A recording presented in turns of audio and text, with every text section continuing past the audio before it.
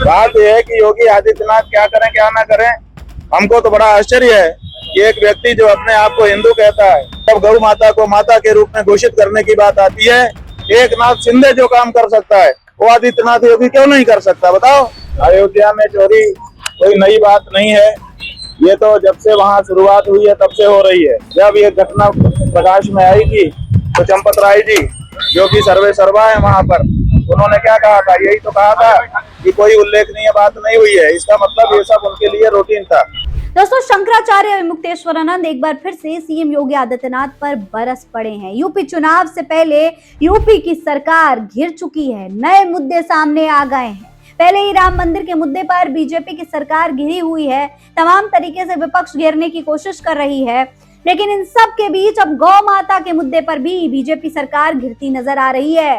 खुद Shankaracharya Mukteshwaranand active mode में आ चुके हैं, जमीन पर उतर चुके हैं, सड़क पर आकर के रैलियां कर रहे हैं, मीडिया के सामने बयान दे रहे हैं, और तो और चुनौती भी दे दी है योगी सरकार को। ऐसी चुनौतियां दे दी हैं कि अगर वो चुनौतियों पर भाजपा सरकार खरी नहीं उतरती तो आने वाले चुनाव भाजपा के लिए मुश्किल बन सकते हैं। और खास तौर पर जो भारतीय जनता पार्टी का कोर वोट बैंक है, हिंदुत्व वोटर, वो भारतीय जनता पार्टी से नाराज हो सकते हैं।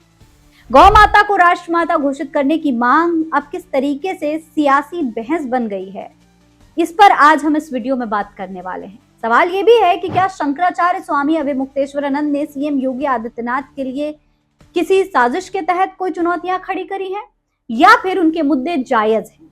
आज के इस वीडियो में विस्तार से इस पर चर्चा होने वाली है, इसलिए वीडियो को पूरा जरूर देखिएगा। सलाम नमस्ते, मेरा नाम फरीन अंसारी है और ये खबर आप द नेशन 360 पर देख रहे हैं।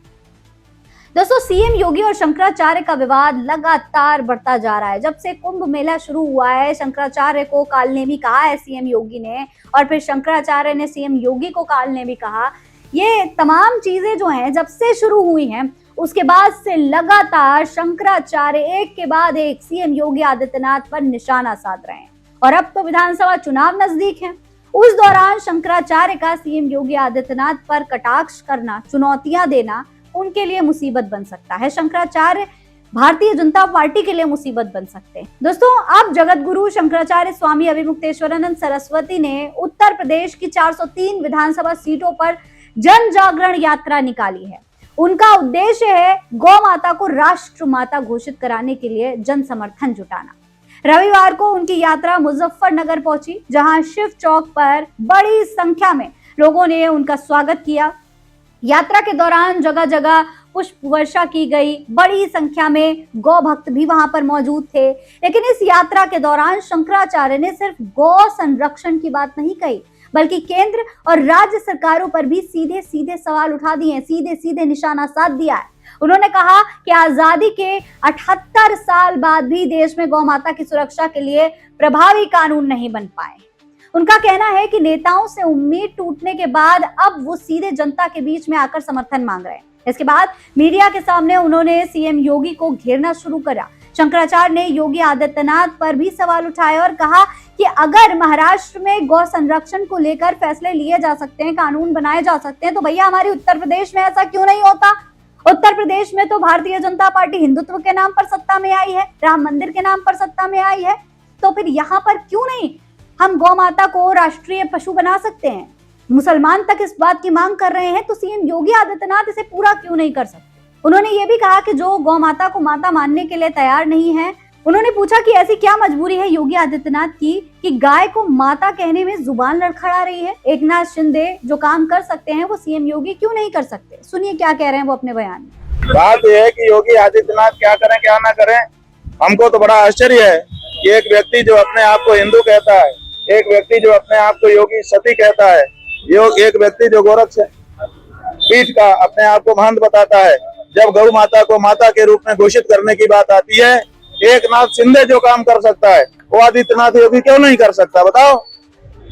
ऐसी क्या मजबूरी है योगी आदित्यनाथ के सामने कि गाय को माता कहने में उनकी जीभ लड़खड़ा रही है। दरअसल दोस्तों, कुछ समय से गाय को राष्ट्रीय पशु घोषित करने की मांग लगातार उठ रही है। खासतौर पर मुस्लिम समुदाय ने ये मांग उठाई है, क्योंकि मुस्लिम समुदाय मॉब लिंचिंग से परेशान है। गौ तस्करी के आरोप लगाकर मुसलमानों को लगातार निशाना बनाया जा रहा है। इसीलिए मुसलमान चाहते थे कि भाई इसे लेकर कोई सख्त नियम कानून बना दिए जाए, ताकि इस तरीके से मॉब लिंचिंग ना हो। कानूनी प्रक्रिया के तहत जो भी संभव है वो हो, कानून बनाया जाए और अगर कुछ ऐसा होता है तो मुसलमानों को सही तरीके से सुरक्षा मिल पाए और जो लोग गौ रक्षा की बात करते हैं उनकी बात भी पूरी हो जाए। यानी जो हिंदू समुदाय के लोग गाय को माता मानते हैं उनकी धार्मिक भावनाओं पर भी किसी तरीके का कोई असर ना पड़े। लेकिन जब इस पूरे मामले पर भारतीय जनता पार्टी की सरकार को घेरा जाने लगा, तमाम तरीके के सवाल उठाए जाने लगे, तो सीएम योगी आदित्यनाथ का इस पूरे मामले पर बयान आया और इस बयान ने सभी को हैरान कर दिया। उन्होंने कहा कि क्या माँ और पुत्र के बीच में कुछ घोषित करने की आवश्यकता पड़ती है? क्या किसी पुत्र को बताने की जरूरत पड़ती है कि ये तुम्हारी माँ है, इसका सम्मान करो, ये हमारे संस्कार हैं? उस तरीके की बातें कह रहे थे, लेकिन कहीं पर भी गाय को राष्ट्रीय पशु घोषित करने की या कानून बनाने की कोई बात नहीं कही गई। अब दोस्तों, इस पूरे मामले पर लगातार लोग जो हैं मांग कर रहे हैं कि भाई गाय को आप राष्ट्रीय पशु बनाइए। अब तक कोई भी इस तरीके का कानून सामने नहीं आया है, इसीलिए अब शंकराचार्य ने सीधे सीधे सीएम योगी आदित्यनाथ के हिंदुत्व एजेंडे पर ही सवाल उठा दिया है। उन्होंने उत्तर प्रदेश चुनाव को लेकर सीएम योगी को घेरना शुरू कर दिया है। सिर्फ इतना ही नहीं, उन्होंने राम मंदिर चोरी कांड को लेकर भी बयान दिया। अयोध्या राम मंदिर चंदा विवाद पर शंकराचार्य स्वामी अविमुक्तेश्वरानंद ने कहा कि अयोध्या में चोरी कांड नई बात नहीं है, ये राम मंदिर बनने के साथ साथ होती रही है। चंपत राय ने कहा कि इसमें कुछ भी अजीब नहीं है, इसका मतलब है उनके लिए ऐसी घटनाएं आम या रूटीन बात है। सुनिए क्या कह रहे हैं शंकराचार्य। अयोध्या में चोरी कोई नई बात नहीं है, ये तो जब से वहाँ शुरुआत हुई है तब से हो रही है। और आप याद करिए, जब ये घटना प्रकाश में आई थी तो चंपत राय जी जो कि सर्वे सर्वा है वहाँ पर, उन्होंने क्या कहा था? यही तो कहा था कि कोई उल्लेखनीय बात नहीं हुई है। इसका मतलब ये सब उनके लिए रूटीन था। दोस्तों, सबसे बड़ी बात यह है कि उन्होंने साफ साफ शब्दों में कह दिया है कि आने वाले चुनाव में सड़क, बिजली, पानी, जाति या धर्म के मुद्दे पर नहीं बल्कि गौ माता की रक्षा के मुद्दे पर पूरा चुनाव लड़ा जाएगा। ये बहुत बड़ा मुद्दा होने वाला है आने वाले चुनाव में। उनके मुताबिक ये लड़ाई गौ रक्षकों और गौ हत्यारों के बीच में वैचारिक संघर्ष की होगी।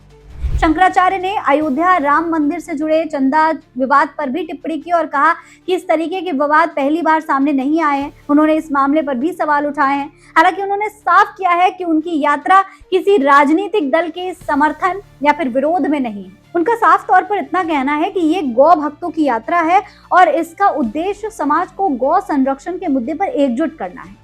अब बड़ा सवाल यही है कि क्या आने वाले समय में गौ माता का मुद्दा उत्तर प्रदेश की राजनीति के केंद्र में रहने वाला है? क्या 2027 का चुनाव नए मुद्दों पर लड़ा जाएगा?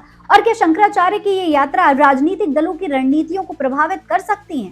क्या Hindutva vote bank Bharatiya Janata party के लिए चुनौती बन जाएगा इस बार?